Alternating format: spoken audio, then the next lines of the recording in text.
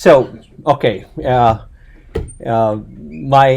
my Piazza posting obviously had a typo about tomorrow because the last sentence was very clear that it's due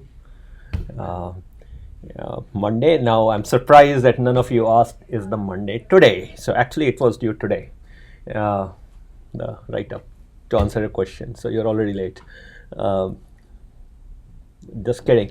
So, no, the thing is, there are three possible interpretations of my posting then, right? So, there was a typo tomorrow, which was obviously a typo, and then I said Monday, and Monday is still today, so I guess technically I could expect your presentation to be due today, but not. But, I mean, all I'm trying to say is from the context, it was very clear that I wanted your presentations loaded on my laptop a little prior to your presentation next week. Okay. So you're doing next Monday. Your presentation is next Monday. Yeah. My posting said that so that I have time to load it on my laptop. So unless you think it will take me a week to load it on the laptop, it's not going to be due tomorrow, and it's not going to be due today. It's next Monday by 4:30 p.m. or so, so that I can load it here. That's all. And even that is, quote, a soft deadline in the sense that I'll probably around 5 p.m. I'll put all the PDFs into a single PDF. So if you can make sure to get it in by 4:30 p.m., 4:45 p.m., something like that is going to be okay. So long story short, okay. So I had a typo, but I think you're parsing way too much into that posting. Okay.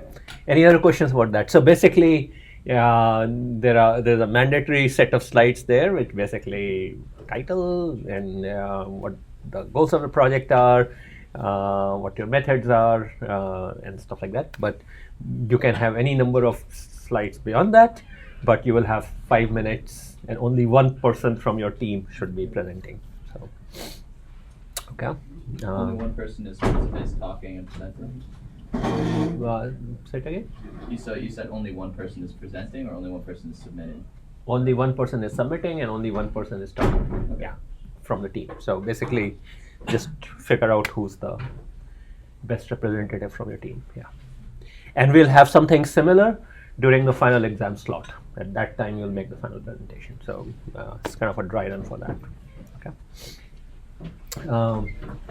Okay, so last time around I had begun to go over the details of the time sync, and towards the end we were talking about that what's really sort of going on. So our challenge is that we are trying to synchronize two clocks, which and the offset between them itself is changing. So essentially you are trying to sense a moving process, and your goal is to find the state of that process, namely the offset, at any instant in time, right? So at any point in time, I would like to be able to say how far apart these clocks, and I'm sensing the offset between these two clocks through the message exchange that I described last time, and I'll go over again shortly.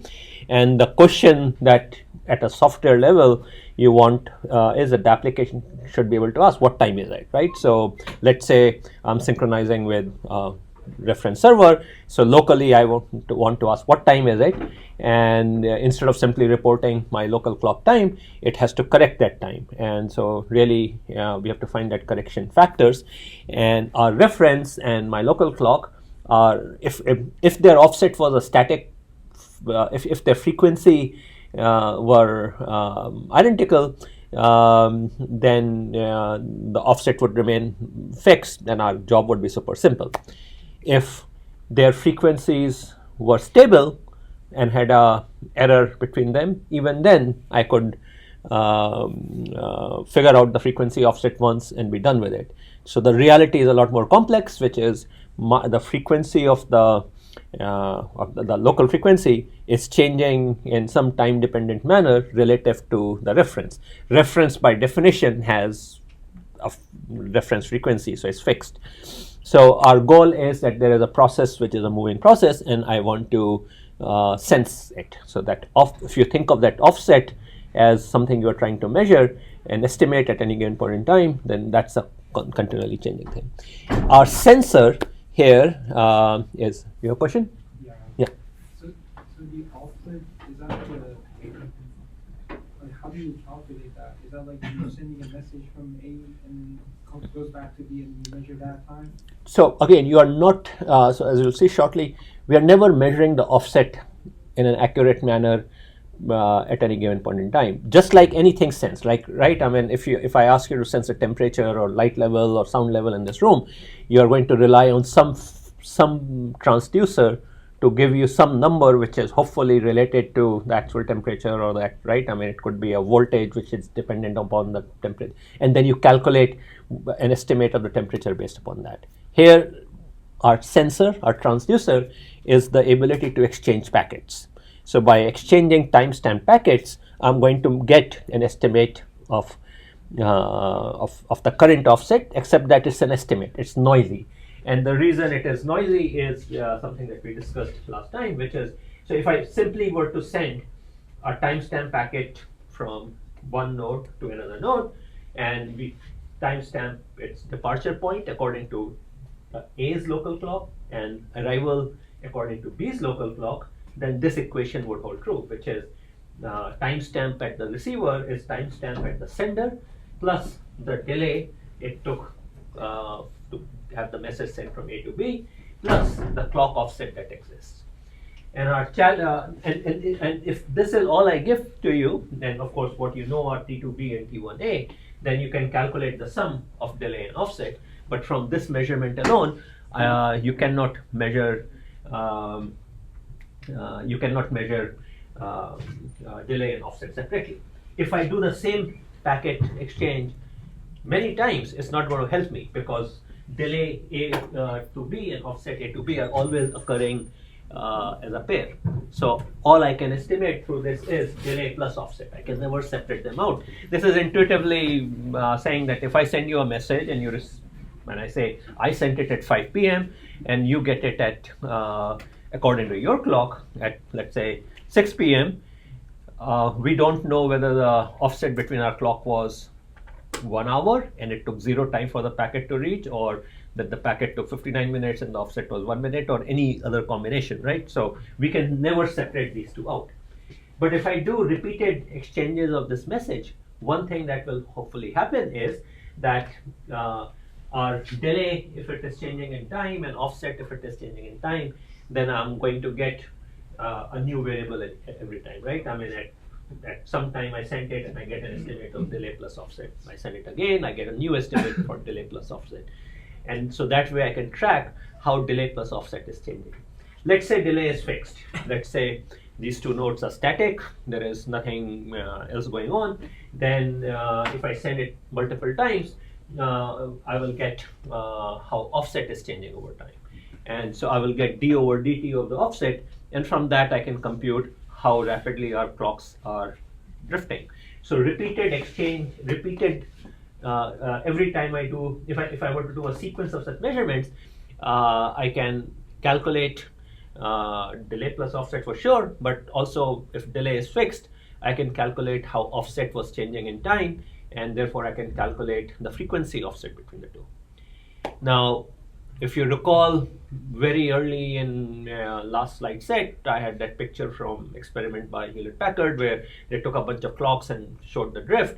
So over short time intervals, frequency, you can say that the frequency offset between two nodes is fixed because it's usually dependent on temperature, and temperature doesn't change very rapidly. So let's say over a matter of, let's say, tens of seconds, I would expect that if I take two nodes and measure the difference in frequency between them, not offset in time, but offset in frequency, it's going to be stable. And therefore, the offset in time will grow linearly. And therefore, over short time intervals, what you can say is that offset in time is changing linearly. And during that time, if I were to somehow make multiple measurements of the offset, and we'll show how to do that, because thus far I claim that we only get delay plus offset. then those measurements are going to lie around this line. And so by doing linear regression, I can estimate both the frequency, and I can now answer a question like, oh, at a particular point in time, what's the offset? So by given a value of x, I can compute the value of y from that estimate of the line. So the question then boils down to, how do I get this offset? Well, going back to this equation, one way to get the offset is if I knew the delay. So in many settings where your devices are in a very controlled network, I can very carefully calibrate all the delays in the radio. So let's say, for example, my reference is right in this room, and my device that I'm trying to calibrate, that I'm trying to synchronize, is sitting a single hop away, and this wireless link is nicely behaved and all. I can measure all the delays and kind of come up with the answer. And the challenge in that, if you recall the slides that I've shown, that when I'm sending a message, then there are all these components: software, medium access control, where you arbitrate for the channel, then the actual transmission of the packet, then propagation through the rate over the distance, and likewise on the receive side. So to be able to, if I was timestamping very close to the propagation points when the packet is actually going out and the packet is actually being received, then I can pre-calibrate. So then I rule out all this delay. MAC is usually the one where you have queuing delay, because your packet may sit here behind other packets, and also differing, and your node may be differing to other nodes. So good, if you want to timestamp well, you have to timestamp after MAC for sure, and if possible even after the modulation and coding and all that goes on out here, because even they have some time variable delays.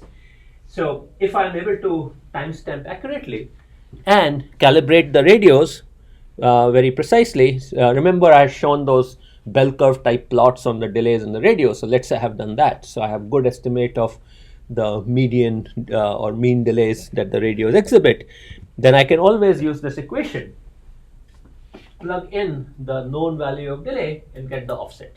Okay, and I can thereby use the scheme, right? I will have multiple measurements of the offset, and I'll fit a line, and then I'll repeat this process. So I'll take a window of sample measurements, and then keep sliding that window, for example, right? So the assumption I'm making out here is that the clock frequencies are, the difference between them is constant over short time intervals.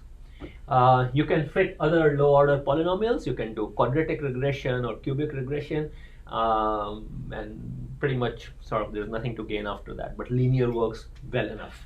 Yeah. So this is the case when your delay is constant? Delay is constant and known.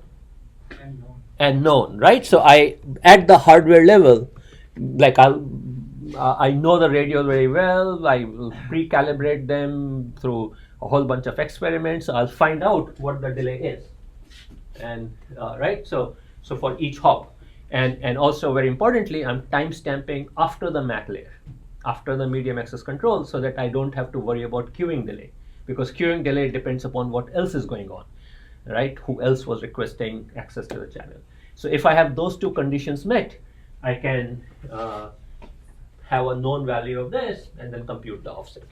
The challenge in this is that in your network, even though you may have, let's say, for example, Zigbee radios or Bluetooth radios, but they may all be from different vendors.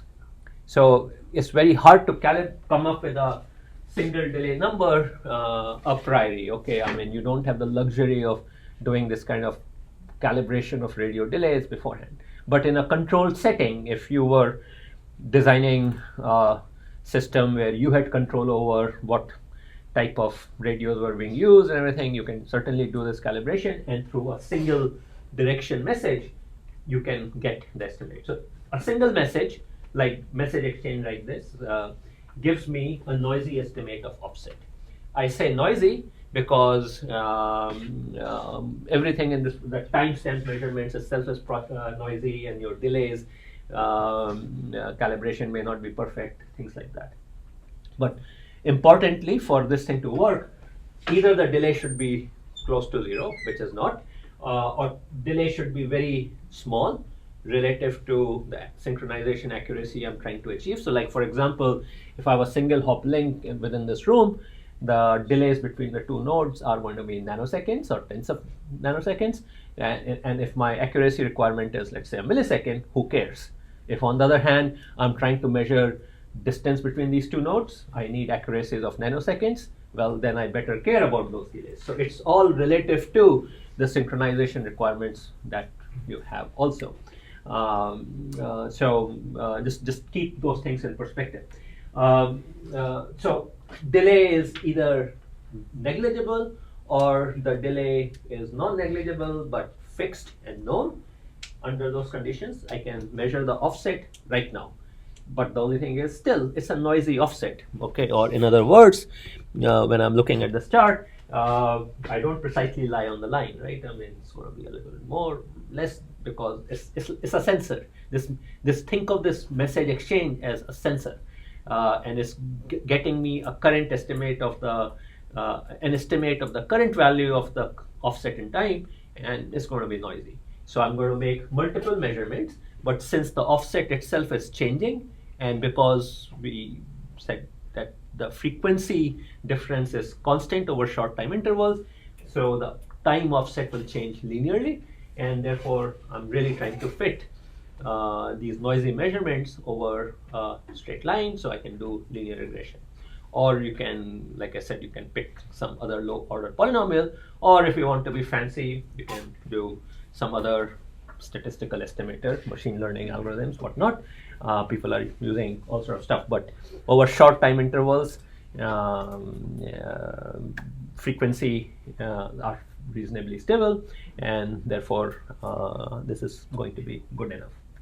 Now, what if I don't know the delay, right? What if the delay is non-negligible and is not known or hard to calibrate?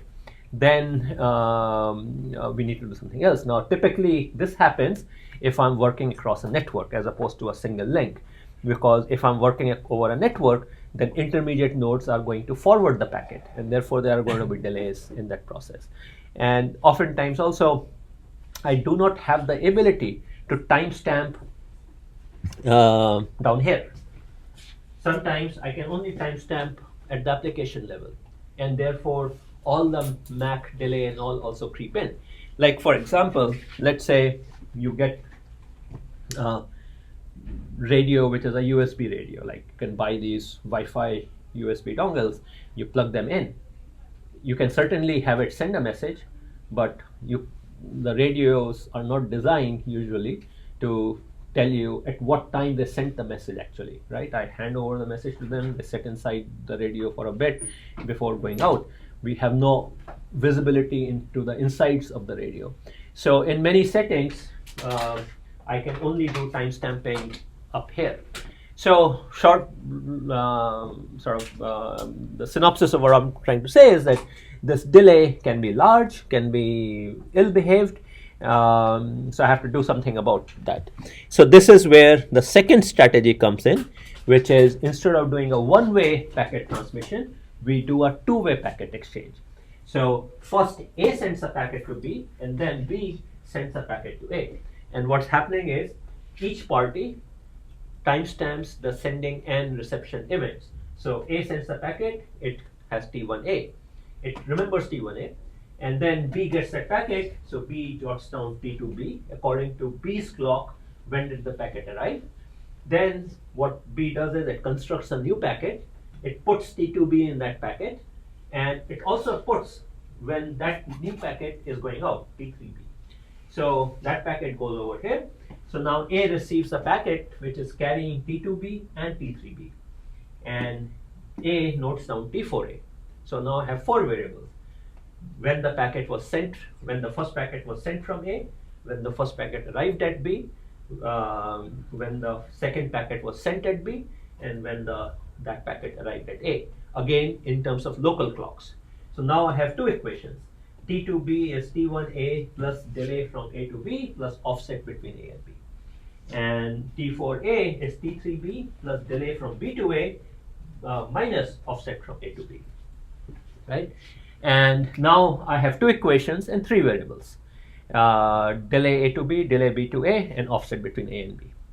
And again, if you stare at it and convince yourself, adding more equations is not going to help me out here, because I'll always, we always have offset plus delay and delay minus offset. We always have these things occurring in pairs.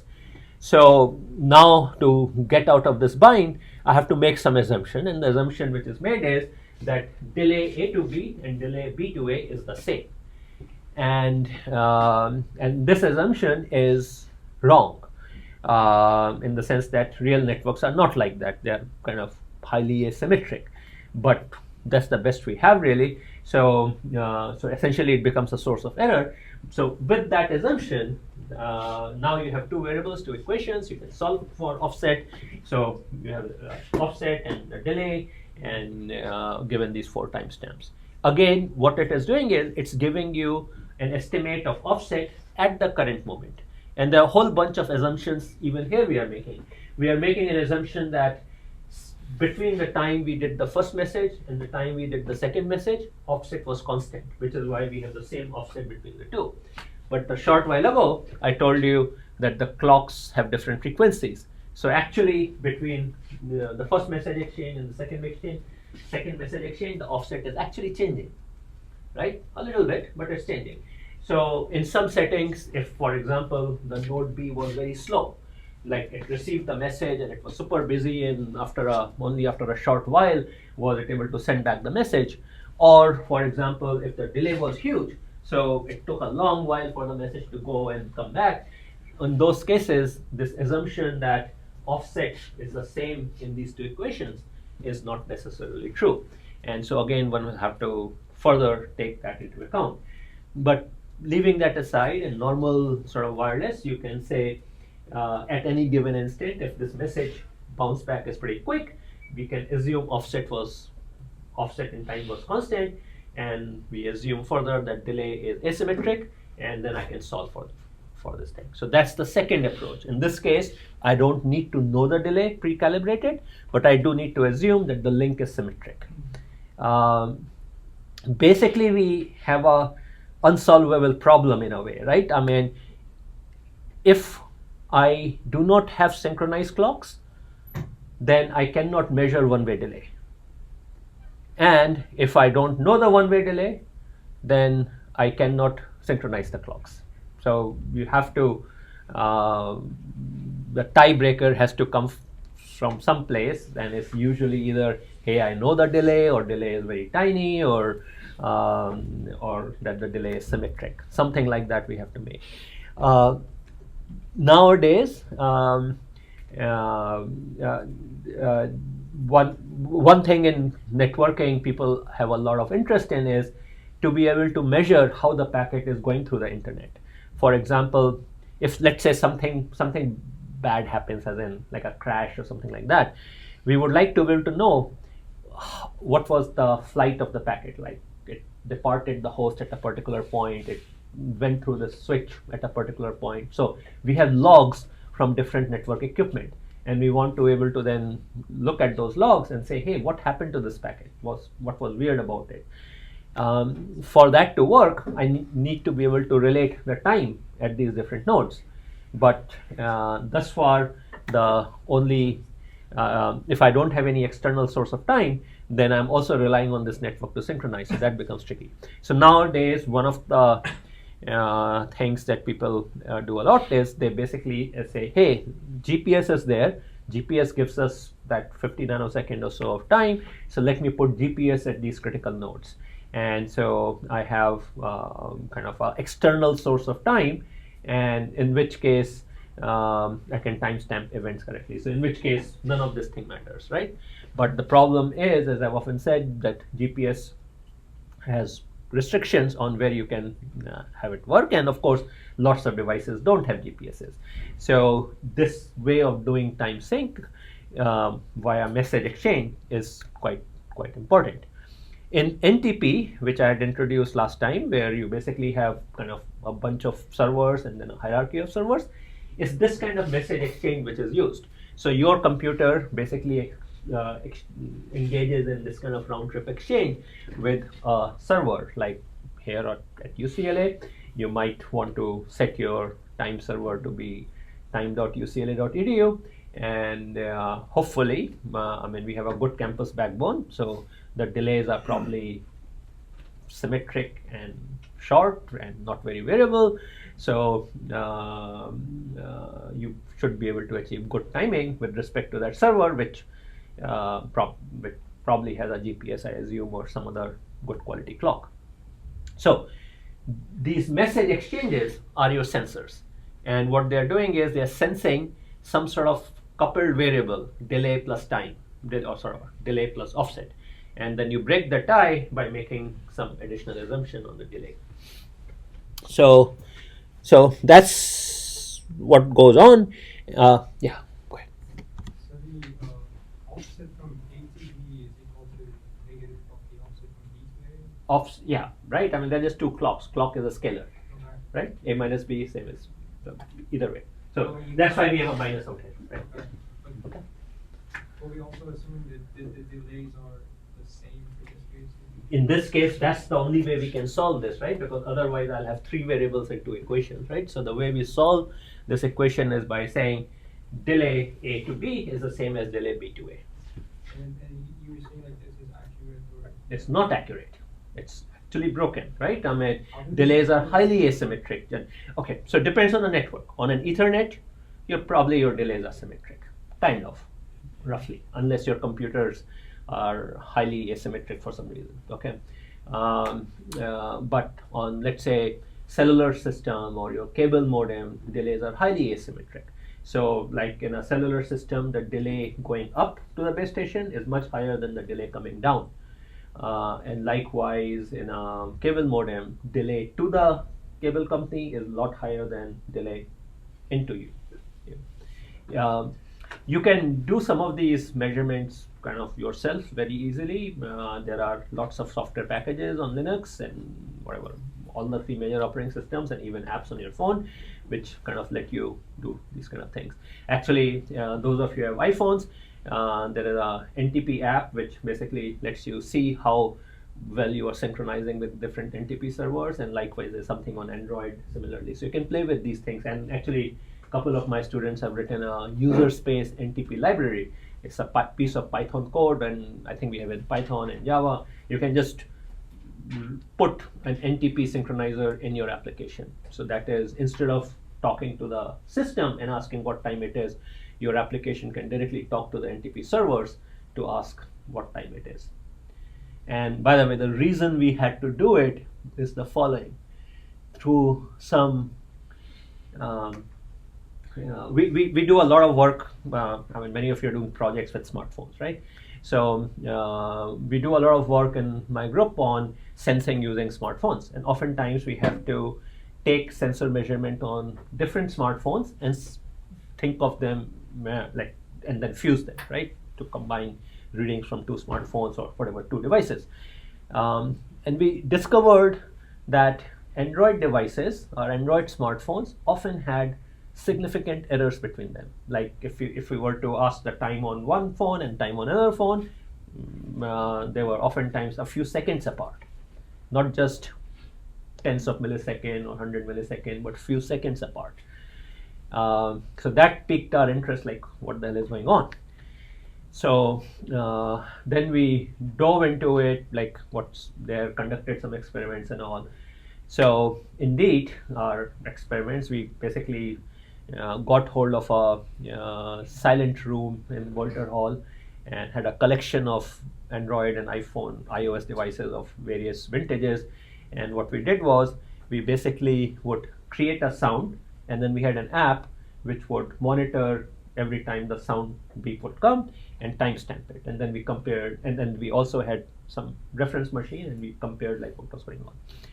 So long story short, what we discovered was the following. So it turns out that if your computer, so I talked about NTP, right, which is how computers synchronize. But it turns out that cellular phones use something, a protocol called NITZ, N-I-T-Z.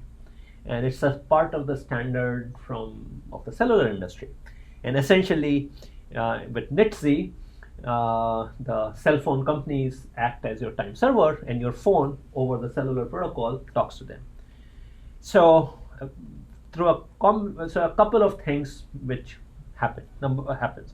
One is that cell phone companies, as we know, carriers are not the most well behaved, so NITC time information is often incorrect. So part of it is just carrier dependence. They're sometimes just circulating bad information and all. I guess they're assuming that you're not going to use them. But the other thing we realized is kind of a weird feature or bug depending on your perspective in Android. So Android, as you know, is open source, so we were able to dig into the code and figure out what was happening. So what happens is the following. If your Android phone has a SIM card, then it uses NITC. If it doesn't have a SIM card, then it uses NTP. So if it's a latter type, everything is good. But of course it's a phone, so you'll probably have a SIM card, and therefore it's probably using NITC. And that is where kind of the problem comes in, that when the phone restarts after a power up, and if it has a data connection, it does an NTP sync. And if it doesn't have a data connection and a Wi-Fi connection, then it uses NITC. Moreover, somewhere deep in the code, they have this kind of behavior. Until the error builds up to 5 seconds, don't do an NTP resync. So basically, it lets the error build up, and then the system clock is adjusted only when the error has hit 5 seconds.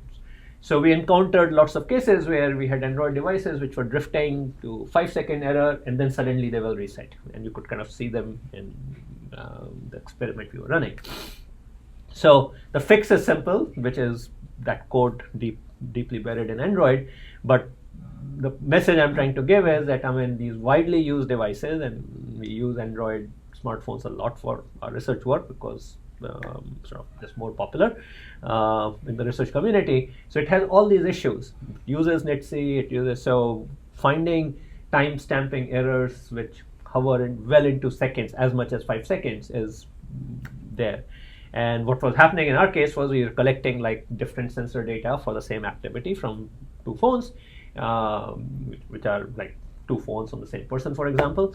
Then now when you are trying to make an inference, feed them into a machine learning algorithm, the windows which you think are time aligned are actually representing things which are several seconds apart. So it hurts the accuracy of the inference that you are making. The flip side, we almost never observed any of the Apple devices drift more than a small number of tens of milliseconds, like 10, 20, 30 milliseconds.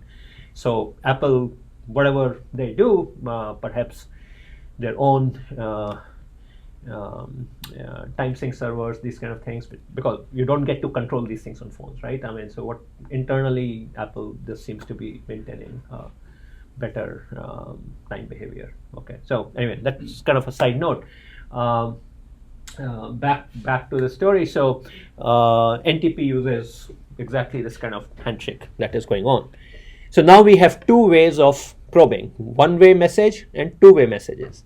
One-way message tells us about the frequency error.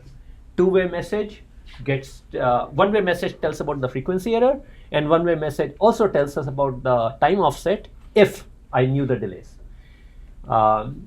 Two-way message gives us time offset also, because I'm basically estimating the delay also in the process. So the two-way message is letting us estimate both the delay, assuming delay is symmetric, and the time offset.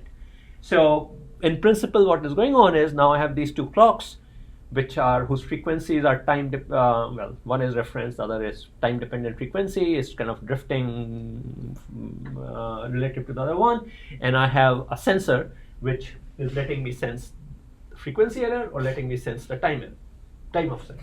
And very often what you would probably do is that once in a while you are going to do the costlier round trip exchange to get the time error, and then other times you will simply do a one-way exchange to get the frequency error.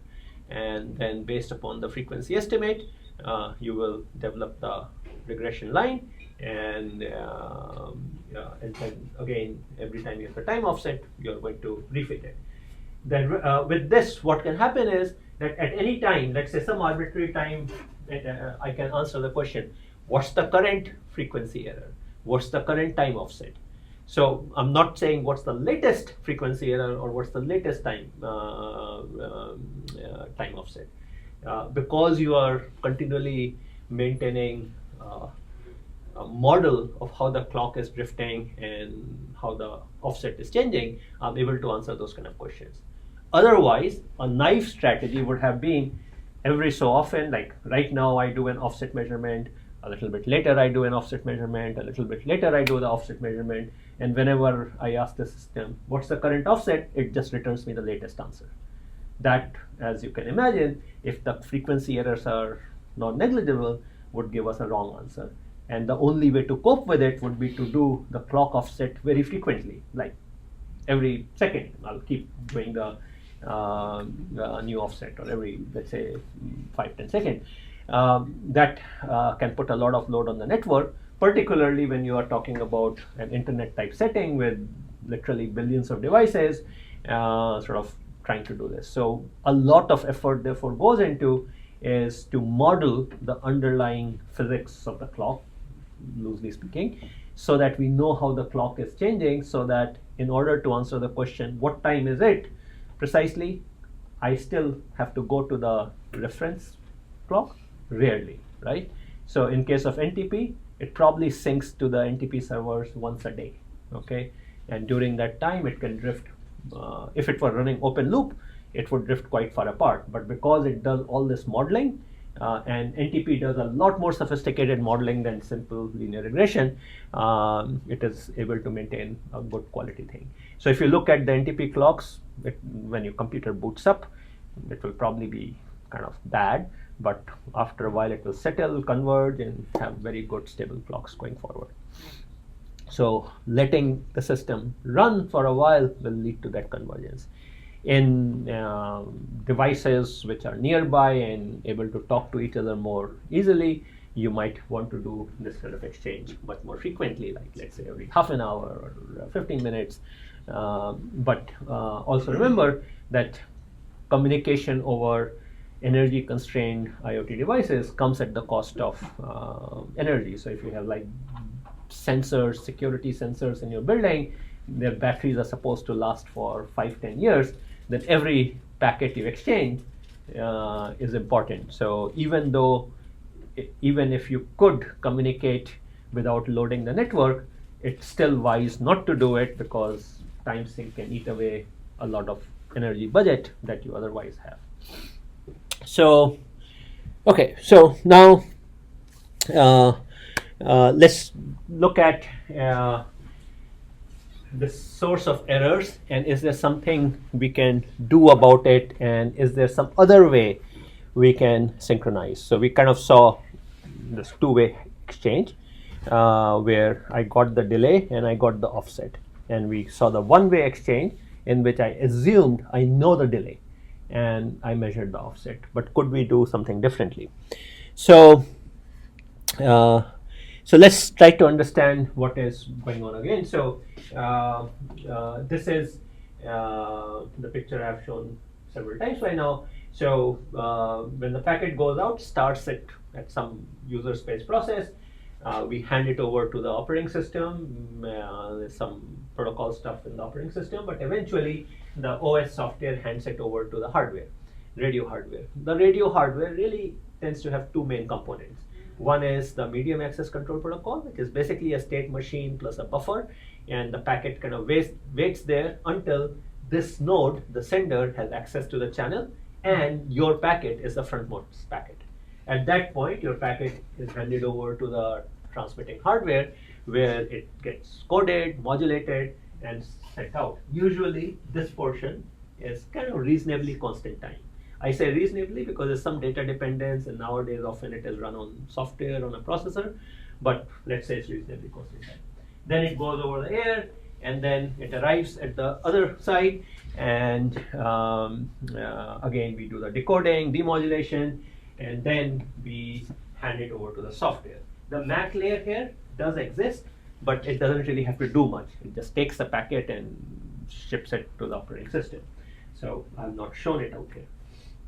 Okay, and as I mentioned, we would like to do the timestamping as close to propagation as possible, but usually it is not possible unless your hardware supports it. And very commonly, the only place you can do the timestamping is somewhere out here in the software. So that leads to this whole issue of where to do timestamping. So if I can timestamp right between px and propagation, that would be the best, but that we almost never can. More common is we can timestamp between MAC and the transmit, so just before we are handing the packet to be modulated and coded. So this is low-level timestamping, but even this is often not possible because the radios and all may not support this thing. In fact, even Ethernet cards often don't support it unless you have the right type of hardware. So let's see.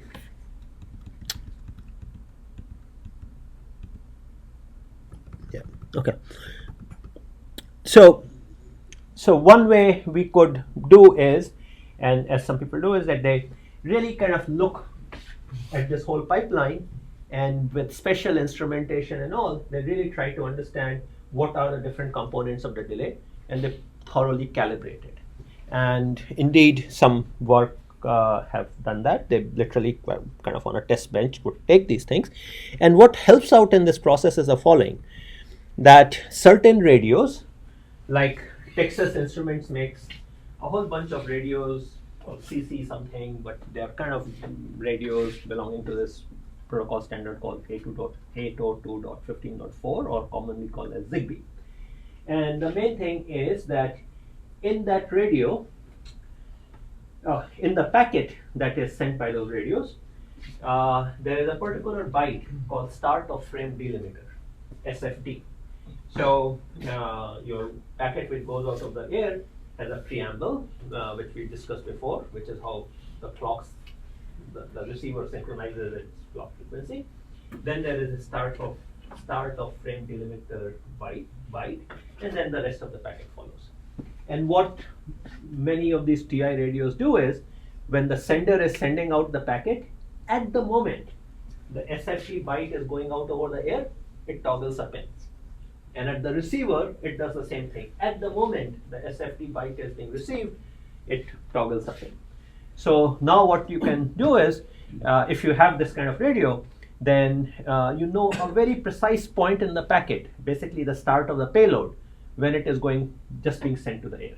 And likewise on the receiver, you know very precisely when that SFD precisely was received. And you can feed it into the interrupts of your processor, and now you can have a very precise interrupt or some timer pin, and you can have a very precise timestamp.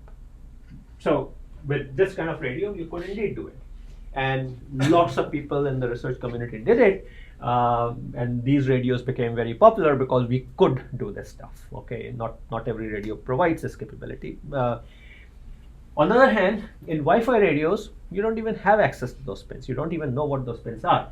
So while in theory something similar should be possible, in practice is the interface to these Wi-Fi radios is kind of a lot more cryptic. So you don't have access to these things. So it's kind of hard. So I've seen papers where people have hacked into the Wi-Fi cards and put jumpers and all to get to the right pin, but usually it's not there. So depending on the radio, you may have access to low-level timestamping or not. Ethernet cards, nowadays you can buy Ethernet chips which do give you low-level timestamping, except instead of toggling a pin, what they do is when a packet, they basically give you access to some register, and the software can ask the register what was the timestamp according to Ethernet card's clock when the last packet was received or sent out. So there is some software interface to let you do that. So timestamping mechanisms exist depending upon the hardware, and with that we could do the kind of experiments I've shown this plot before also. We can very precisely measure the delay between a pair of radios, and this is what I meant by the delay is known. The only thing is, even though delay is known, but still there is some variance in it, and the reason this variation exists, partly because we cannot measure timestamp very precisely, but partly also that there is some variation within the hardware of the radio also. Sometime a packet takes more delay, sometime it takes less delay, part because the content of the packet affects the modulation, demodulation, encoding algorithms. So in this experiment, using that particular TI radio, where we are able to measure things sort of very precisely, still you see that there is a spread. It's very tiny, it's like 0.05 microsecond, but it is still there. Some of it is measurement error, some of it is algorithmic variation. So what this is saying is that even with very precise time stamping, I am still left with some amount of uncertainty that I would never know. Okay, so this uncertainty is your, when it comes to time synchronization and these kind of things, uncertainty is your enemy, right? Because that anything which is fixed, even if it was unknown, I can measure it repeatedly and get rid of it. Whereas things which are inherently stochastic in a way, that's an uncertainty that I will never get around. So for this radio, you could argue, try as you might, your synchronization is basically limited to whatever is the width out here, roughly of that order, 3.05 to 3.25, so 0.2 microseconds, roughly. We'll see some additional things one can do around it, but that's what we have. Now, one thing that we do have is that since this kind of looks bell-shaped, Gaussian, so anytime we have Gaussian, it's kind of good for us. It's well-behaved noise because I can make many measurements and try to reduce that error, right? I can take n measurements and reduce the variance by the square root of n factor out there. So I can play that game. So while a single measurement limits me to the spread, but multiple measurements help me. So Gaussian is good, and which is why making multiple measurements and fitting the line is a better strategy than simply relying on a single measurement. So we have these irretrievable error. Now, what we saw thus far were two strategies for message exchange. One we saw was sender sends a message to receiver, and we saw that it only for this thing to work, for this thing to give us the clock offset, I need to know the delay. Then we had the two-way message exchange strategy, where sender sends a message to receiver, receiver sends a message back to sender, and with this I can measure the clock offset with the assumption that the delay was symmetric. So that's an additional source of error. So there's a third strategy which is pretty cool, and actually a lot of early work happened in CS department here. It's although the method predates, but kind of the current version of it. It's a receiver strategy, and let's see how it works. But the main idea out here is messages don't carry any timestamp, and instead we rely on the following property. So let's see how it kind of works. So the idea out here is the following. So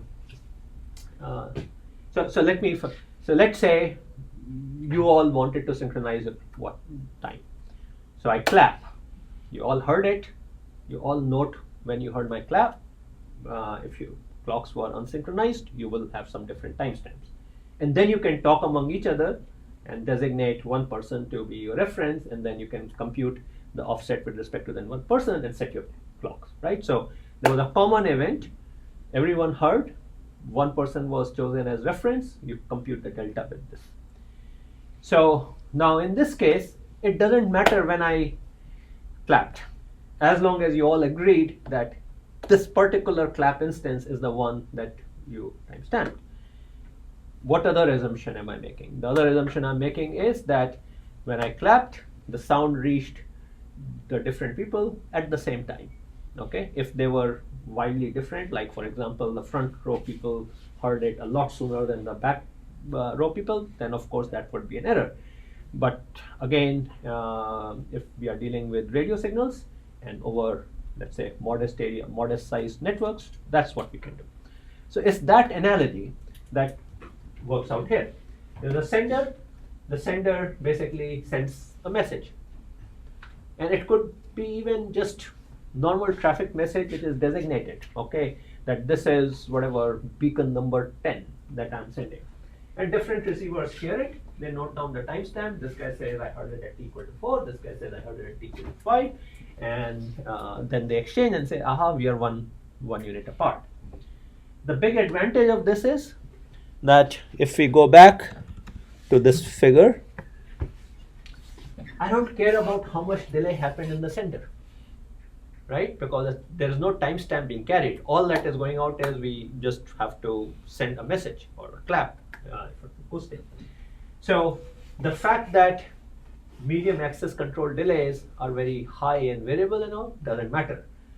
In fact, none of the delays on the sender matter. As long as everyone can agree that this is the reference packet that we are after, then they all kind of jot down the time, and then they can leisurely exchange and the timestamps and figure out the time synchronize it, figure out the clock offsets. So that's what happens in this receiver system. Yeah, so, but what is the guarantee that the reference that has been chosen would actually be accurate? What do you mean by accurate? There is no. So the only thing you have to ensure is that the reference that I'm working with is the same reference that you are working with. How can you ensure that? How can you, let's say there's a packet you all heard, and how can you make sure that the packet is the same? That the packet you heard and you heard is the same? What could be the strategies for doing it? Anyone? Sure? Yeah. I mean, you could send like a signal packet right before it, telling them that, okay, the next one is going to be a synchronization packet. Or I can carry that information in the packet itself. I can say this is a synchronization packet number 10, right? And later on synchronization packet number 11 or whatever, right? I mean, we can, and from a particular source. So I can have special synchronization packets carrying this. Let's say you don't want to have special synchronization packets. Can you think of a strategy? Is there a way you can attach a unique number, a relatively unique number, to an arbitrary packet that you heard?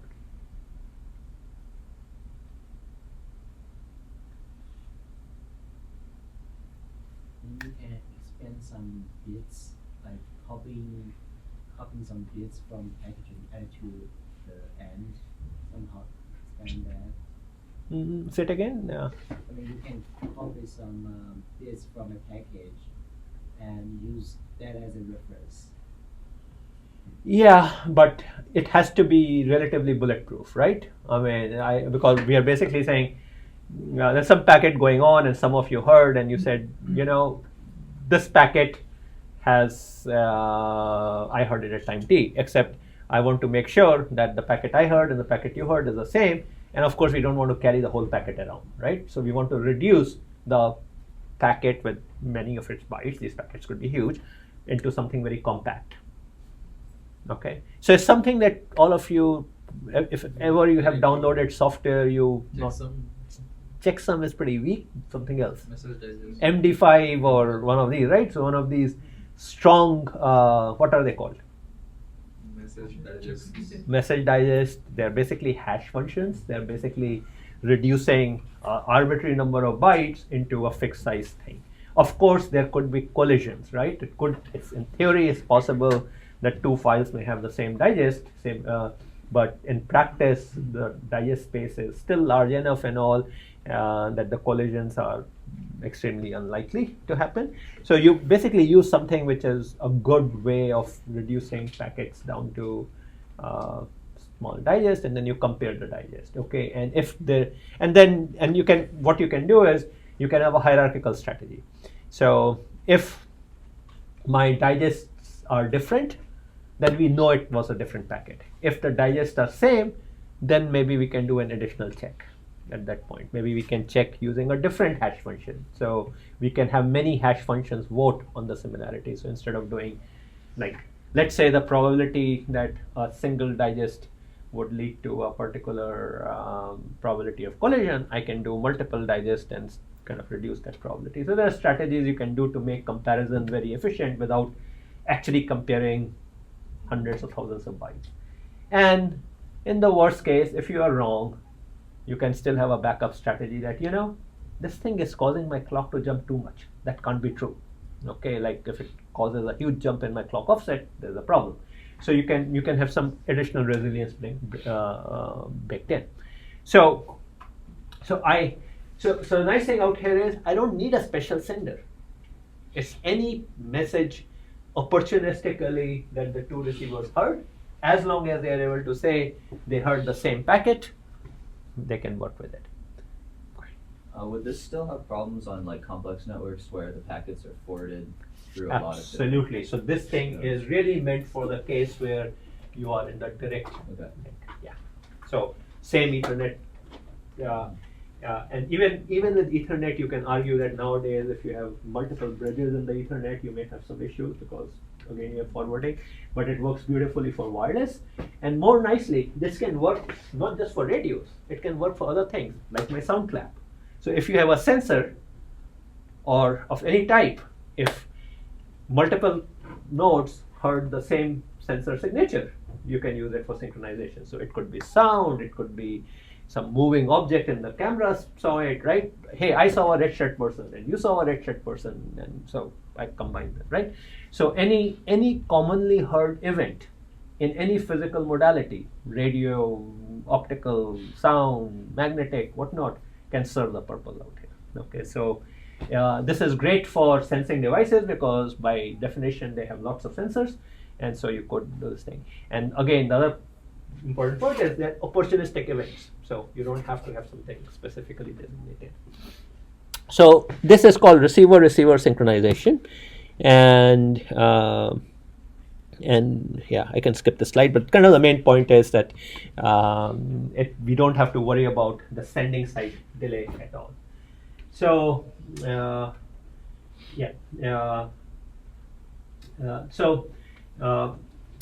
in the sender, we get rid of the uncertainty on the sender side, right? Because all I'm worried about the receive side thing. In the sender receiver, which was a classical two-way handshake that I described earlier, you do have to worry about the non-determinism still. By the way, before I move on, even here, you still have receive side non-determinism to worry about. Like this guy may think it got it at t equal to 4, but there may be some error in that still, right? So that we haven't gotten rid of. So all we have gotten rid of is the sender side thing, which was important because the big component in uncertainty was that medium access control. So in sender receiver, still we have the non-determinism, except that we also have to worry about non-determinism on the sender side. And low-level timestamping can get rid of the MAC protocol, MAC delay. But if you don't have low-level timestamping, which is often the case with things like Wi-Fi and all, then that uncertainty could be quite high, the non-determinism. And the other issue that we have to worry about is that you have asymmetric delays, okay? Which again we had kind of glossed over by saying, hey, let's assume that the delays were symmetric, just to be able to solve the thing. Okay, so what does it all kind of boil down to? Well, let's see. I'm jumping slides, sorry. So one thing I would like you to stare at is the following. When we did this offset solution, there's a divide by 2 out here, right? And whereas on the other hand, when I'm doing this receiver synchronization, which is called RBS, receive broadcast synchronization, okay, there I'm computing my offset is the difference between 2 timestamps, right? So in one case I have difference between timestamps divided by 2. In the other case I have difference between timestamps as they are. So if you analyze the errors, what this means is that with this strategy, the error is proportional to the error in timestamps, in this case the receive timestamps. Whereas in this strategy, the error is proportional to error in timestamp divided by 2.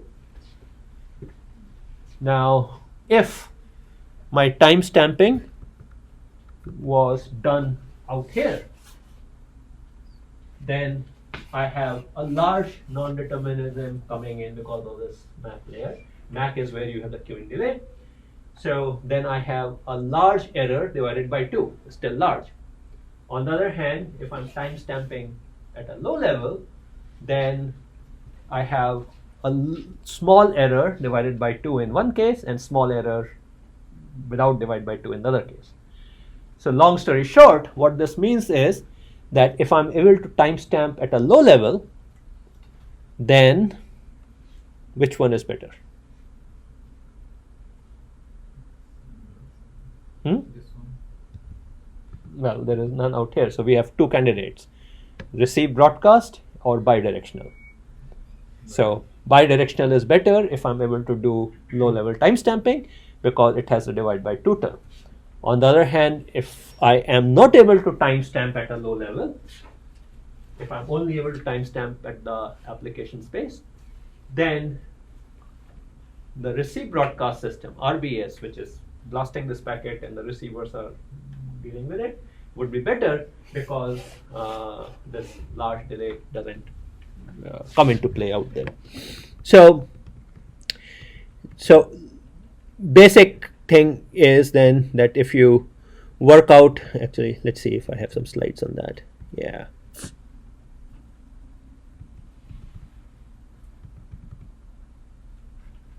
okay, I don't think I have any slides on that, but main thing is the following, that the relative error that you are going to be left with in one case is if you are able to do low level timestamping, then you are better off with bidirectional message exchange because it gives you the uncertainty divided by 2.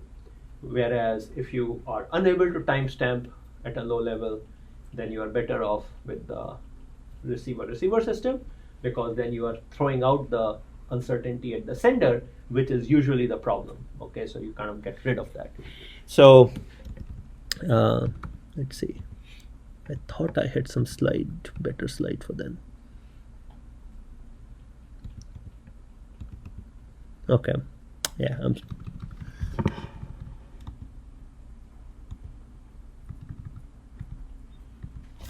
I don't. But basically, in the original paper, with this where they presented this idea, they showed that even with Wi-Fi radios, the type that we have in our laptops and all, they were able to get some microsecond type accuracies, which otherwise is not going to be possible because we don't have low level timestamping with Wi-Fi, but in this case we can. So this is great for a lot of settings, but if you do have access to low level timestamping, then you're better off using that. Okay, so this is a situation where we are talking about synchronizing 2 nodes. Now, what if I want to synchronize a cluster of nodes? So actually, before I move to this, let's say I have a whole network I want to synchronize. So in this one, receiver, what I can do is I can have the sender send out this message and everyone hears it. Everyone would have a timestamp and now they can compute their offset. How will you compute that offset? Well, one possibility is they can have a leader. Everyone sends their timestamp to the leader and the leader computes the pairwise differences and distributes it back, right? So the leader, maybe we can think of the leader as the reference, and then we can basically compute with respect to that. So in this case, if I have n receivers, I need order of n message exchange, right? Everyone sends to the leader and then gets back a return, so order of n. If I have bidirectional exchange, that is, so again, I want to synchronize a bunch of nodes to the sender, right? So order of n messages, but 2 n messages. The other alternative is that the sender can send out the timestamp message. So I get T1 and I get a whole bunch of T2s at the different receivers, and all the receivers can send back the return message, and that comes back to the sender, and now the sender will know it can compute. Now it will have one message out, n messages coming in. It will solve those equations that we had before n times, and it will compute the offset for each one of the receiver, and then it can send them back.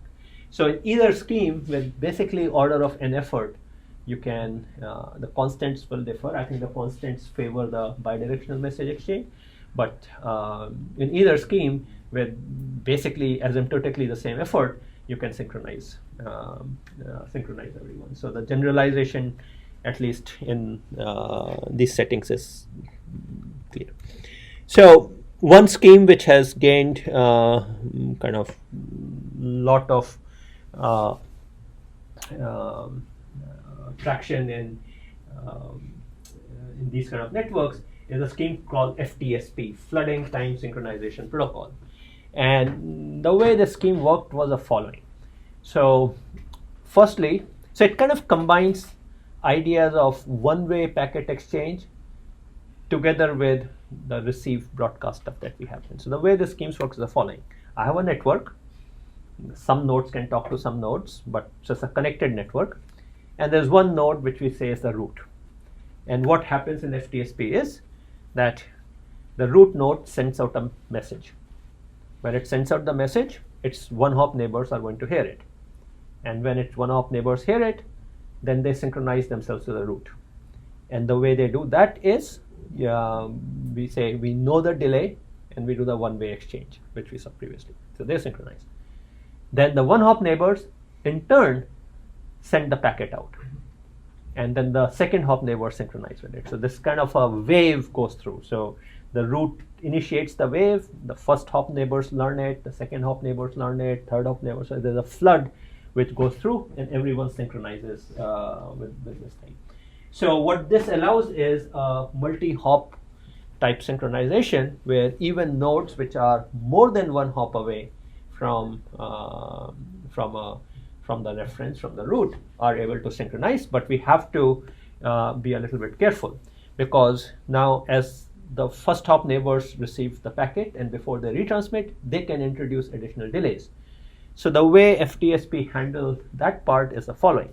So let's say I'm the root. Let's say Swapnil is the first hop neighbor. So I send a message, I timestamp it, and we all have identical radios, so we know how much radio delay is in one hop.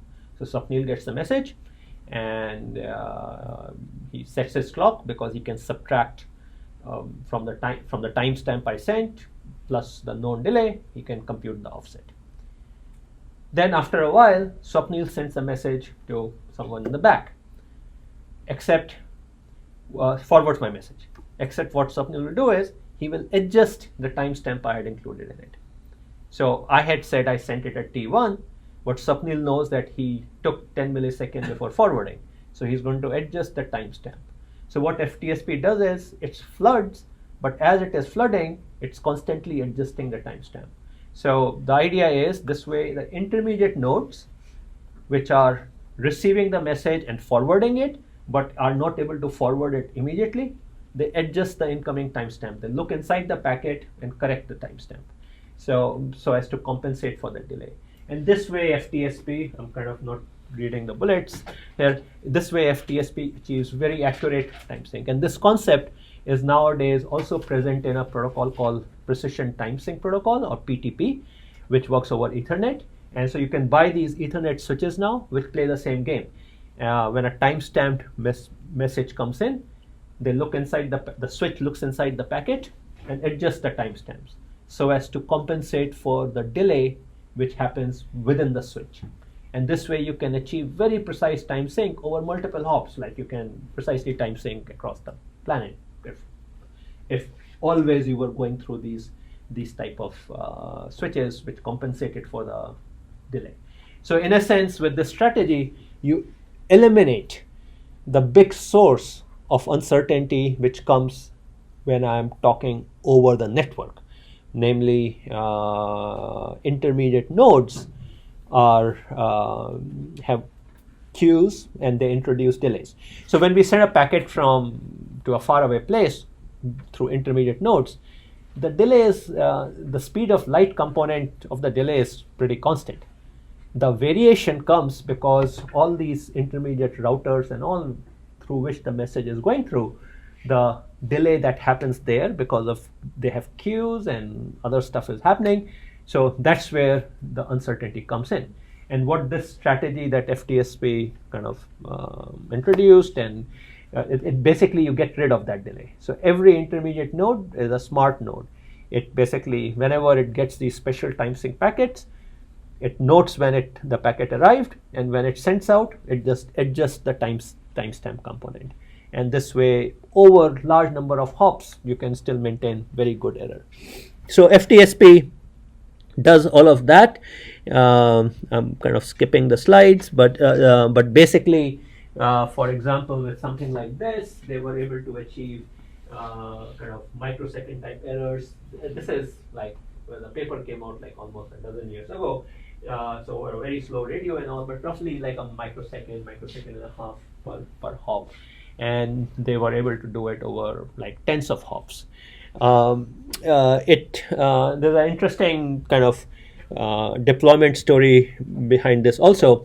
So this whole work of FTSP and all happened under a project out of DARPA, which is the Defense Advanced Research Project Agency. And this was happening soon after the 9/11, so when the Afghanistan war was taking place and all. So these were the formative years of sensor networks and IoT research and all. So FTSP was developed by a group at Vanderbilt University, and what they were trying to do was they wanted to have a city scale network where the nodes had acoustic sensors, and the goal was to localize gunshots, okay, in a city. So like a sniper fire, and then these nodes would all hear it, and they would basically measure when they heard the sound, and then using beamforming, something that I discussed earlier, like when the sound came at different nodes, they would triangulate or multilaterate and find out where the sniper was, and then of course the reverse action would happen.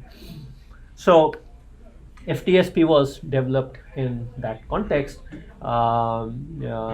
So when you are dealing with this kind of very precise acoustic localization, you do need tens of microseconds type accuracies, okay, to be able to do that localization, that the sniper is on top of that building. So that's what these guys were able to achieve, and their networks tended to be like 20 hops or so kind of thing. So over that duration, so if it's roughly 1.5 microseconds that they were seeing on an average per hop, so over a 20 hop network, you are still like 30-40 microseconds, so pretty good. This whole system apparently was, so I was part of that whole program, and then one fine day it was suddenly classified. So from what I understand, all this stuff was actually deployed in Afghanistan for some of the anti-Taliban type actions, including kind of localizing stuff there. So started at research, but kind of saw real life deployment also. Okay, so that's FTSP, and while it's no more roughly, I would say as recently as 7-8 years ago, it was part of an operating system release called TinyOS. So it was kind of basically the standard time sync in that. But nowadays, still there are some people who use TinyOS, so you may still find deployments, but not really kind of something that you would use. This one, I just wanted to present a slide showing that, remember I said that there is a bidirectional exchange, which is written as TPSN out here, but it was one of those bidirectional exchange versus the received broadcast, where receiver. So I've done this hand wavy analysis, the factor of 2. So you indeed see that for identical radios and all, the standard deviation, a measure of error, 1.8 microsecond with this, and 2.8 microseconds with receiver. So, and the explanation is that factor of 2 that kind of is present.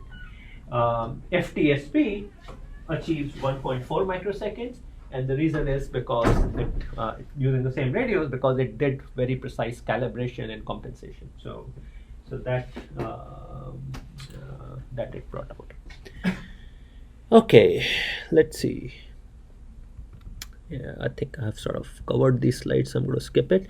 One setting under which time sync takes a additional interesting perspective is when you are in environments where the signal propagation is very slow.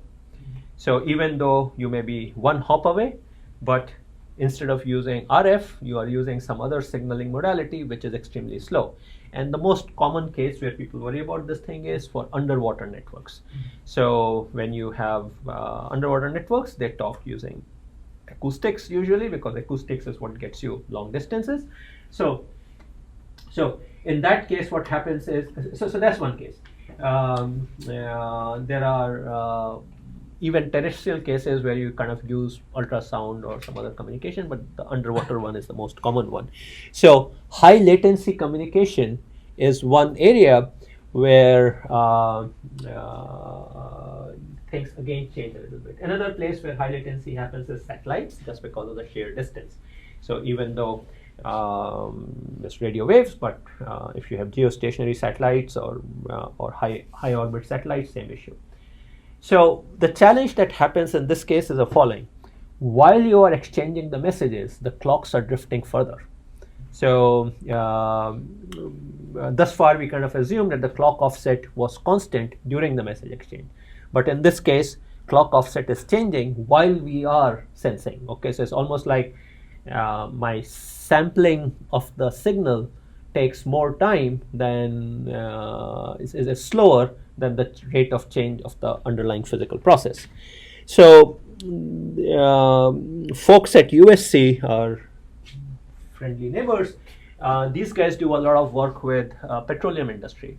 And one of the things that they were doing, so this is like almost 15 years type application slide, but they basically have these, they had these sensors deployed on the ocean floor, and they needed to be time synced because they were doing, again, using seismic waves and all. They wanted to synchronize phenomenon out there.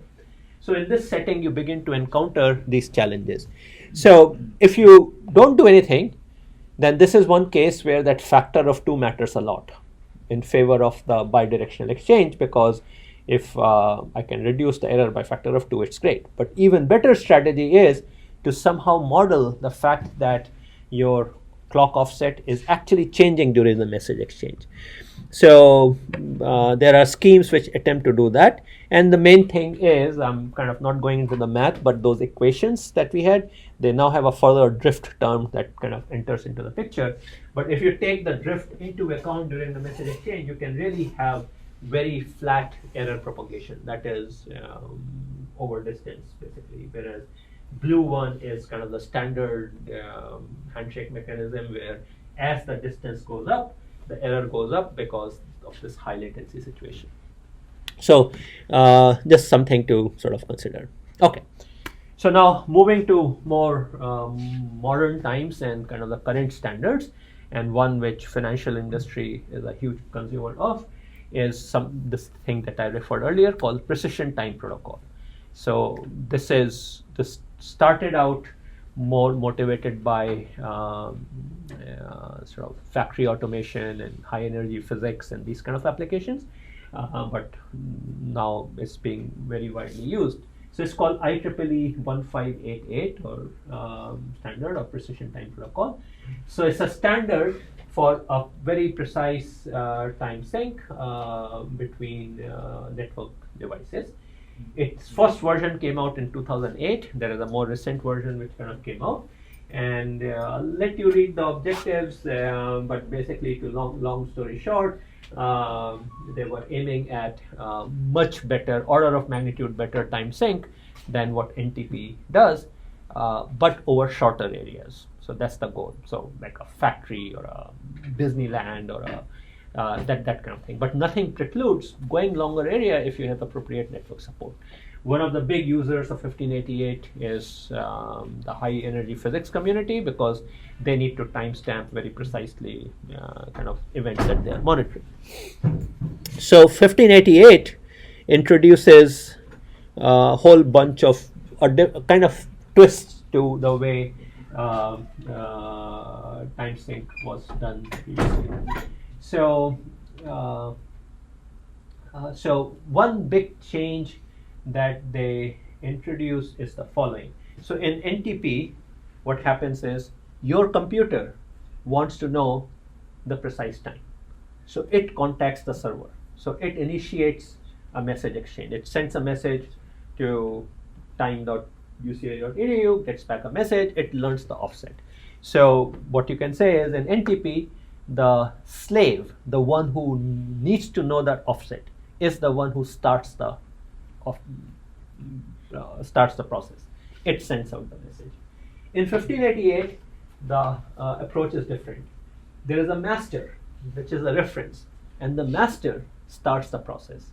So the master starts by sending out a packet, and the slave is the one who receives it first, even though the slave is the one who needs to know the offset. So, so the way this 1588 works is the following. The master sends a message, let's call it the sync message, and the master notes down the time t1, and the slave notes down the time t2.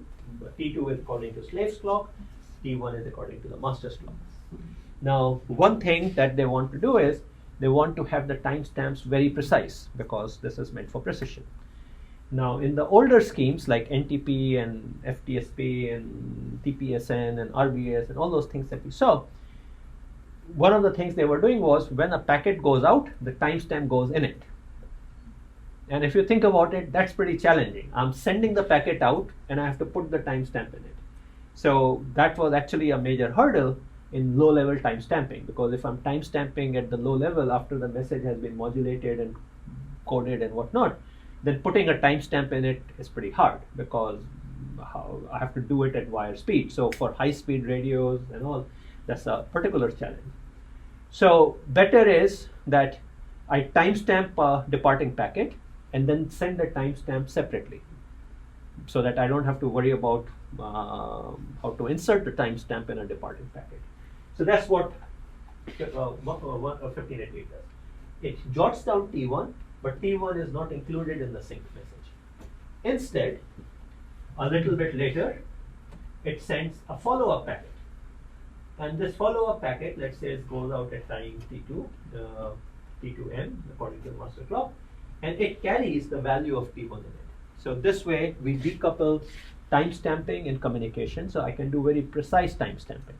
So the idea was that this kind of stuff can work with very high-speed hardware, like 10 gig Ethernet. Packet goes out, we jot on the time, and then we send out a follow-up message, and not have to worry about how to do that hard task of putting the timestamp in the departing packet. So there's a follow-up message which carries T1. So now at this point, the slave has T1, and the slave also has T2, which is when it received the sync. And then what the slave does is it sends out a message. It's called delay request message, and it has a time T3 in it. And what the master does it notes down when it got it, and then it sends back T4. So at the end, the slave has T1, T2, T3, T4, just like in a bidirectional scheme, except instead of 2 messages, we have 4 messages. So it's twice as costly, but it can do very precise time stamping and sort of get away with it. So the rest of the equations are the same, and then given T1, T2, T3, T4, you can compute. So the way PTP is supposed to work is that your network is going to have a master, the reference, so like your LAN, and it is going to initiate the stuff. This master could be even one of your switches, and this process goes in. The second thing it does is, let me see if I have a slide. Yeah, I don't. Is the following, that it's designed to work over LANs and all, which have switches. So the switches which are 1588 compliant So nowadays, if you go on Amazon, you can see there are Ethernet switches which are 1588. They're rare, not your vanilla switches. And what they do is that for these messages, so like for example, when if the packet is being sent over multiple switches, then somehow those switches are able to examine the packets, and they are able to tell the slave how much aggregate delay happened in those switches along the way, so that when we have T1 and T2, we can say, instead of saying T2 equal to T1 plus delay plus offset, we can say T2 equal to T1 plus a known delay, the part which happened, plus a tiny unknown component plus the offset, and then the tiny unknown component we can get rid of it. So 1588 switches, they tend to be costlier, but they basically provide that additional information on how much queuing delay happened along the path. So you get much more accurate data. So 1588 basically introduces then precise time stamping. So these are special Ethernet chips which do low-level time stamping at super high rates, like 1 gig, 10 gig, and they are able to, and the switches are able to do this delay compensation by providing information about how much time the packet spent on that intermediate node. If you have switches in the network which are not 1588 compliant, then it will increase the uncertainty in your system, less accurate synchronization.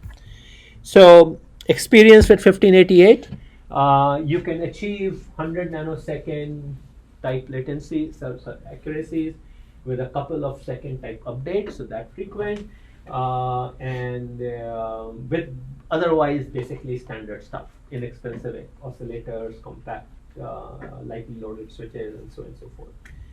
You can achieve less than order of 10 nanosecond type accuracies if you are willing to go through some extra effort, like using better oscillators, using those 1588 type switches, which are called boundary clocks, and kind of more controlled environment, like better temperature and all. CERN, the particle accelerator lab in Switzerland, they have pushed this technology under a name called White Rabbit, all the way down to like tens of picoseconds, so well into sub-nanosecond regime, but then very calibrated, like even the cables are calibrated for delays and all, so all of that stuff they have done there. One of the challenges at those levels is that even path asymmetry, so like you buy an Ethernet cable, but to me it would look just like an ordinary cable, but if you look at the different wires in it, they're slightly different in length. So the signal going one way and the signal going other way are slightly asymmetric. When you bend the Ethernet wire in your building, it is being routed, again it creates delay asymmetries. All of the, so by the time you are in like nanosecond, picosecond regime, each one of those things matter a lot. So one has to do some pretty serious calibration to sort of make it happen. But the nice thing is all of this stuff, like the whole White Rabbit stuff out of CERN, is all open source. You can, if you are interested in making, for whatever reason, picosecond type calibrated stuff and all, you can. Their hardware and designs and all are like open FPGAs and all, so you can kind of make your own hardware and do a lot of cool stuff around it. Okay, so the next thing I wanted to cover was this whole issue of accuracy and power. After all, we are worried about and kind of more resource constrained devices. So one way we can get high accuracy clocks is to buy a TCXO or buy an OCXO, so these more expensive things. But the other way you can get more accuracy is to make use of the fact that you have access to a network. So when you buy a TCXO, what you are really doing is you are paying the manufacturer some extra dollars and spending more power so that they calibrate the oscillator for you. And they put a sensor in it, a temperature sensor, and that temperature sensor effectively measures a temperature, looks up into a table, and then corrects the clock. And the table is what the calibration did. So they do it in the factory. You could achieve similar things by other methods also. So for example, instead of paying the manufacturer more money for them to do a calibration on your particular crystal, which is when you buy it, in effect what you're doing, you could learn this thing on the fly. So what you can do is, let's say you have a hardware device, if it has a temperature sensor, and you can have a cheap crystal in there, and what you can do, and let's say you have a network access to a reference, what you can do is you can synchronize your clock, synchronize the frequency of your clock to the reference, so you can estimate how much was the frequency offset and jot down the temperature. So you build up a table while the system is deployed. So you make a table saying temperature, when the temperature was 20 degrees Celsius, I observed the frequency error was so much. And you build up this table, and once your table is sufficiently fleshed out for you to estimate some sort of a curve through it, then you switch off that. So you can achieve the equivalence of TCXO by basically making use of network connectivity and a temperature sensor if you happen to have that.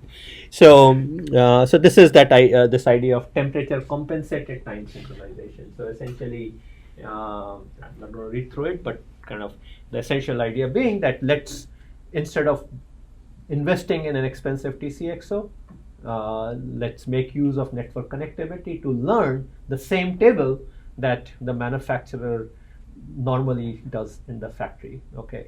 Of course, this is not going to be as good as TCXO, but it comes at a great saving. You are paying for a lower cost thing with the additional cost of some initial packet exchanges and all. You can maintain the table. Excuse me.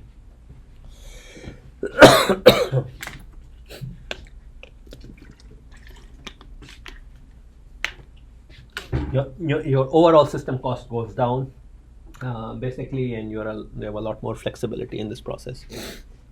So yeah, so this is some work describing that you can indeed do this kind of stuff. I'm going to skip through these slides.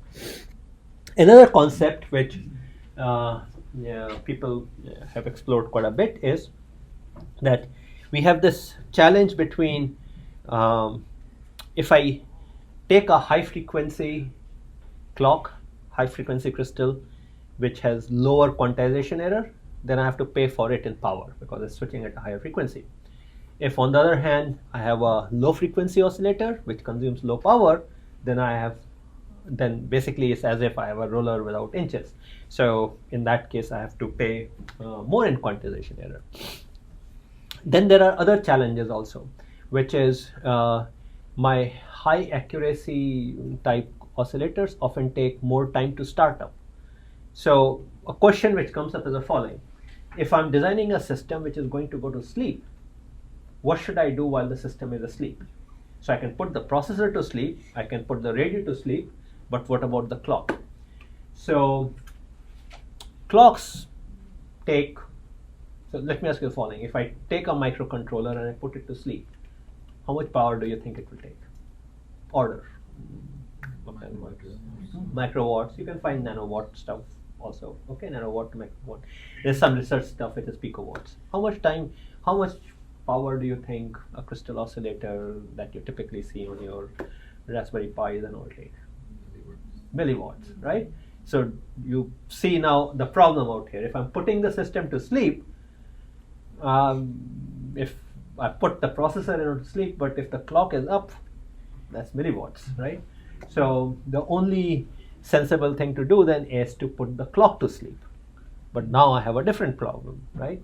When the system wakes up, it has no idea what time it is. In fact, I cannot do any of the things that, like even things like wake me up at a certain time, right? I mean, those type of critical functions I can't.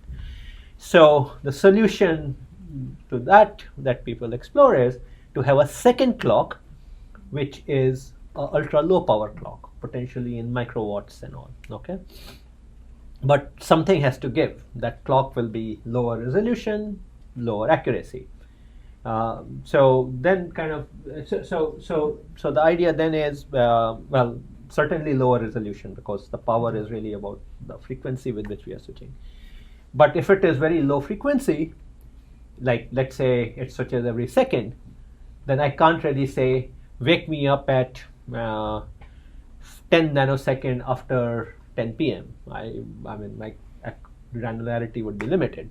So this is where kind of the approach that comes in is the following: that I will wake up according to my course clock, and then I will turn on my final clock, and then measure the remaining 10 nanoseconds. So let's say I want to give the software the ability to specify wake up times which are accurate down to, let's say, milliseconds for the sake of argument. Okay, and my fine clock can achieve it, but my coarse clock ticks at a second granularity. So what I will do is and let's say I want to wake up 30 milliseconds after 10 p.m. So what I will do is I will put the fine clock to sleep. I will use the coarse clock to wake up at 10 p.m. and then start the fine clock and have the two synchronize locally on the hardware, and then count 30 milliseconds from that. Of course, this requires a further challenge. I need clocks which can start very rapidly. If my high frequency clock takes 100 milliseconds to start, then I have to budget for that. So I have to kind of start a little bit before that. So, but that's kind of the core idea behind these dual clock hardware, that you sort of marry kind of a high power, high resolution type clock with a low power, low resolution type clock, while making sure that the first clock can be woken up very rapidly. Okay, and so that's what sort of we try to show out here, which is I have the fast clock, I have the slow clock, and I basically while I'm going to go to sleep, I'm going to operate on the slow clock, and then the fast clock is woken up whenever it's needed. And there are some tricky things you have to do, because these two clocks have to be synchronized, and also the fast clock, when it is put to sleep, has to wake up very rapidly. So it turns out that clocks can take a lot of time to wake up. Okay, if you have an oscillator, you apply the voltage, it's some time before, milliseconds before they kind of wake up. So there's some pretty cool work actually right here at UCLA in Professor Sulakar Pamarthi's group, where they have made the world's most rapidly waking clock recently. Okay, so an oscillator which wakes up super rapidly so that it's up and running, and for these kind of ultra low power applications is great. So they are like almost like an order of magnitude faster than what sort of previously existed. So much like processors, where if you recall very early in the course I had talked about that big processors take a long time to wake up, so we can't duty cycle them that easily. The same thing is true for clocks also. Clocks which are very precise take long time to wake up, so some of the effort has gone on in recent times to make them rapidly wake them up rapidly. And just like we had big dot little for processors, we have big dot little for clocks, or fast dot slow for clocks. But same idea, same concept, that you combine two things with very different characteristics together. Okay, so that covers this. Okay, so next up, I briefly alluded to this, which is how do we synchronize the entire network? So we saw kind of two approaches to it thus far. One is that FTSP, which kind of floods the message, and the intermediate nodes compensate for it. 1588 does the same thing. And we saw NTP, where you synchronize with the next up server, and the next up server synchronizes with the level higher, and so on and so forth. But what at a more fundamental level, if I have a bunch of nodes which can talk to each other, the question becomes, how do I synchronize them? What does it mean to synchronize them? So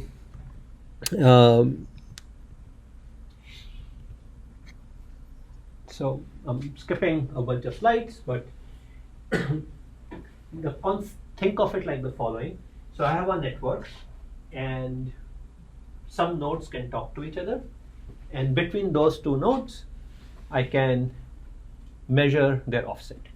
So I have whatever nodes number 1, 2, 3, 4, 5, 6, 7, 8, 9, 10, 11, something like that. Okay, 10, 11. Okay, so I have a bunch of nodes, and each edge, the nodes that I have a measurement between these two nodes telling me what the offset is. So 1 and 2 know their offset. 2 and 3 know their offset, but 2 and 6 don't, or whatever. 2 and 9. Sorry, some of the letters are inverted. 2 and 9 do not know their offsets. So at the most basic level, you can imagine I have these measurements. And now the question that we can ask is the following: what's the offset between two arbitrary nodes? What's the offset between 1 and 10? So how would you do it? Any thoughts? Yeah, I can easily do pairwise measurements. We have seen many strategies for doing it. I can even do measurement between all receivers within the neighborhood of a single node. So like 1 can do a transmission, and 2, 4, and 3 will hear it, and they will measure their offset. So I can certainly do neighborhood level time offsets easily. And so the question I'm asking is, what can I do to say offset between 1 and this is 10, right? So 1 and 10. Okay, so how would you do two arbitrary nodes?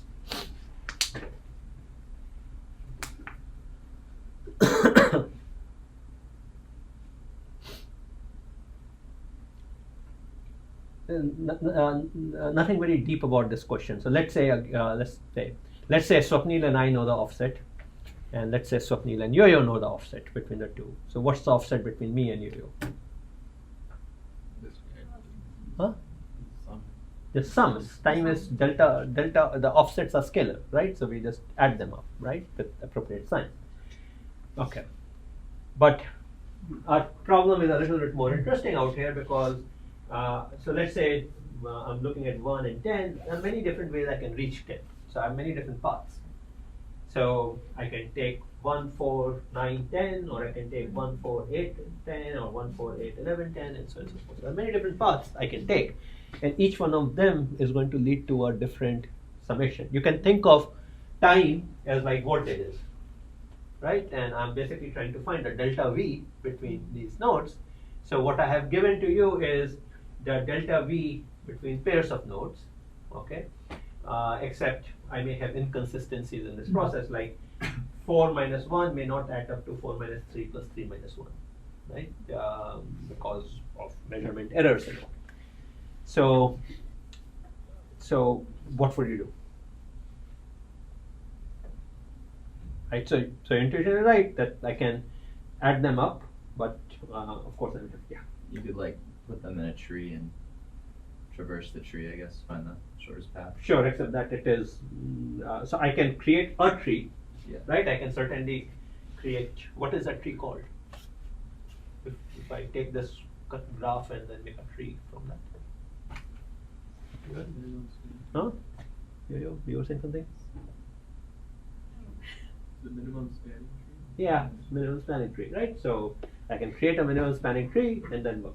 But why do you think the spanning tree is the minimum spanning tree is the one which is going to give me the most accurate answers?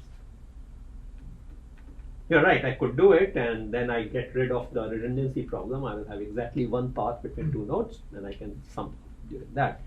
But it's not necessarily the best, but it's certainly a heuristic, a solution, so you could do that. Anything else that you can? Like you could look at a distribution. A distribution of different trees.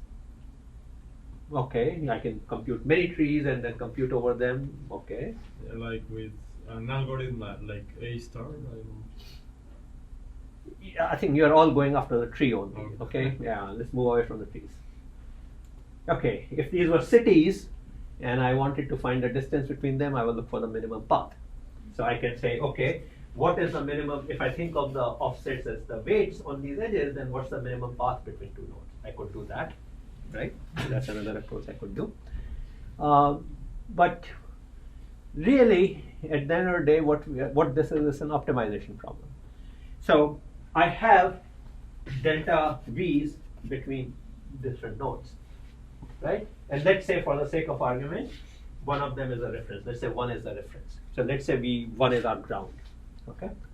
So our problem fundamentally is I want to find voltage assignment for these different nodes which best explains the delta V's. Except because of noise and all, there is not going to be a perfect solution, because while V2 minus V1 may match, maybe V2 minus V1 and V4 minus V2, their sum may not add up to V4 minus V1. This reminds you, I mean, this is Kirchhoff's law, right? I mean, the voltage along the loop should add up, but because of noise, the voltage along the loop doesn't add up to 0 in this case. So I need to find the best solution, right? So what I can do is I can basically say that, look, n minus 1 of these nodes are the variables, and I'm going to find that assignment which minimizes some error norm. Let's say which minimizes L1 norm or L2 norm, right? I mean, some particular error. So it's a optimization problem that we can formulate. Find me those set of V's which best explain the observations that I saw. So fundamentally, our time sink problem is really that problem. It's a problem of finding voltage values, in effect, or time values, clock values, okay, which best explain the offsets that we have seen. And I can formulate it, I can feed it into an optimizer and come up with a set of values, okay. So now the challenge is, of course, if I were to do it that way, it's probably going to be too expensive. I have to collect all the information in one place and all. So oftentimes you kind of would switch to heuristics and things like that, and you also have to worry about, like, what if there was an outlier? What if the measurement between 1 and 2 was particularly bad? Maybe I should discard it instead of including it. So outlier detection and all. But fundamentally, that's the problem we are solving. And this problem is almost identical to the problem of finding location of nodes in space, right? You can think of these things as, again, nodes in a network, and instead of delta t, I'm measuring the distance. So if I and Swapnil know the distance, and Swapnil and Yo-Yo know the distance, what's the distance between Yo-Yo and me? Using Pythagoras theorem. Huh? You can use Pythagoras theorem. You can say it again? Pythagoras theorem. No, your answer should be we don't know. Right? Do we? Right? I mean, Yo-Yo could be anywhere in a circle around you, right? So it's almost that, but not quite, right? Time was scalar, so we could add the delta t's offset, but location is not. Distances are not that way, right? I mean, distance, the distance between 1 and 2 and 2 and 4 is not the same as distance. The sum of them is not the same as 1 and 4, right? So we have to do vector addition, basically, not scalar addition in case of distances. But it's almost there. I mean, it's a similar problem with some additional constraints that get thrown in. The GPS problem was basically that, right? We're trying to find x, y, z, t. So just wanted to bring out that similarity, that localizing in space and localizing in time are kind of similar, very related problems. So anyway, going back to time, the fundamental problem you're really trying to solve is that, right? I mean, I have pairwise measurements that I can do, ideally, and then I want to find a time segment. Sometimes the measurement that I'm doing are like here I show that 1 and 2 were direct neighbors, but sometimes they may be going through some intermediate nodes. When I talk to an NTP server, I go through something intermediate, but then those measurements may be noisy. So you can think of that I may have time measurements, but I may also have some confidence values attached to them. So I can say 1 and 2 know their offset, but the variance is so much. Whereas 1 and 3 may have also know their offset, but they have a tighter variance. So if I have measurements with different variance, I can do some sort of a weighted approach to them. Okay, so I can give more weight to the more confident edges. So all these kind of approaches people have explored, as you might imagine, but fundamentally it's an optimization problem where your goal is to find assignment of the clock offset for all the nodes relative to some chosen reference node, such that some error criterion is minimized. Okay. Practical challenges: you want to do all of these things in a large network when things are rapidly changing, and you want to keep the computation low, and also all those kind of issues come into play. But it's important. It also leads to some other things also. So in wireless, if I transmit at low power, I talk to a set of neighbors. If I transmit at high power, I talk to more neighbors. So for example, let's say one transmits at a low power, it can only reach 2, 3, and 4. But maybe at a higher power, it can reach 5, 7, and 8 also.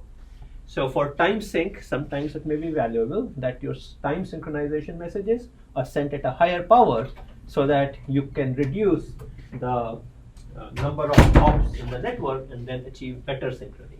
So, so your regular data traffic can go over more hops, but during time synchronization, you can do a higher power transmission. Okay, so I'm going to stop out here. On Wednesday, the lecture is going to be given by my student Sandeep on reinforcement learning, in particular deep reinforcement learning. So I think it's a pretty interesting topic. It basically also goes into some of the more modern methods you are seeing, particularly as applied to cyber physical systems and all. Okay, and he'll have some